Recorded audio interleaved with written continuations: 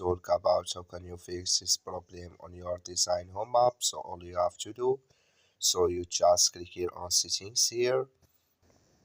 So then it's going to take you to this list here. Then all you have to do, just go down here. So then you click here on apps.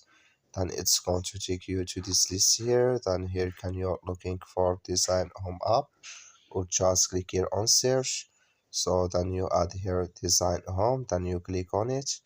So then it's going to take you to this list. Then all you have to do, just click here on for stop.